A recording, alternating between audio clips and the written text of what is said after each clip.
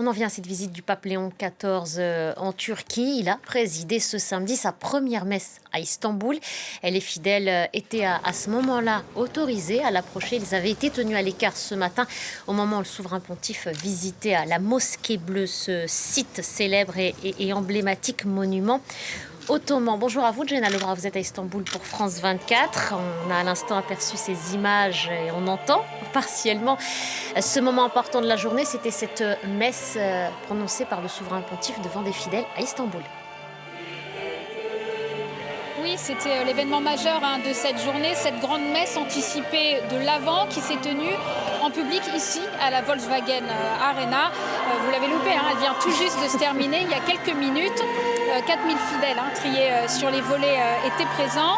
Ça peut paraître peu, mais il faut se rappeler que la communauté chrétienne, toute église confondue, en Turquie, c'est 0,15% de la population dans un pays à très large majorité musulmane. C'est donc vrai de dire que cette visite du pape Léon XIV n'a pas bouleversé les foules. Néanmoins, les chrétiens étaient au rendez-vous. On l'a vu cet après-midi. Il y avait des familles, des jeunes parents avec des bébés, des groupes, certains venus de l'étranger. On a d'ailleurs vu dans la salle cet après-midi des drapeaux de l'Italie, de la France, des Philippines ou encore de l'Espagne.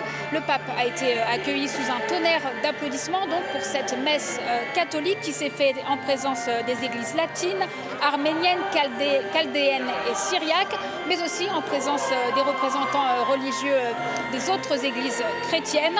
Dans son homélie, le pape a d'ailleurs rappelé l'urgence de l'unité, de la réconciliation et du dialogue interreligieux.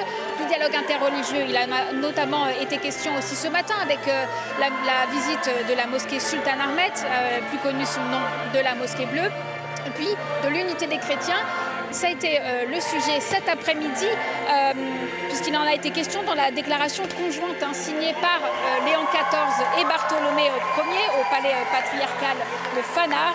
Néanmoins, on note une absence de déclaration sur la célébration d'une Pâque commune qu'on attendait. Visiblement, aucun accord n'a été trouvé. Merci beaucoup, Jenna Lebras. Il fallait tendre l'oreille, mais on vous entend. Merci à vous.